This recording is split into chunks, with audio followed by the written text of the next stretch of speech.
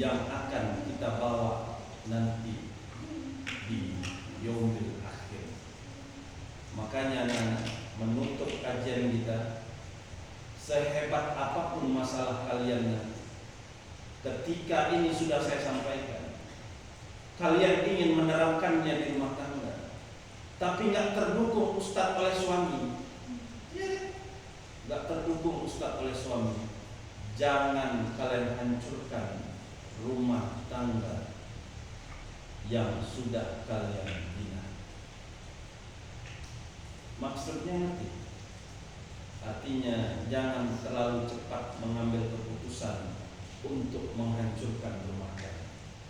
Karena kalau sudah terpisah rumah tangga, maka efek terberatnya kepada anak, membentuk karakter anak dengan kondisi rumah tangga yang sudah hancur, ini tidak mudah.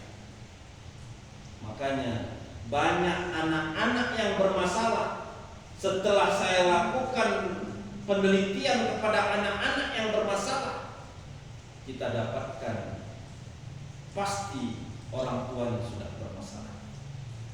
Tidak ada perhatian dari orang tuanya, tidak ada dukungan untuk dia mendapatkan kesuksesan, dia terbengkalai dengan pendidikannya, tidak ada perhatian khusus.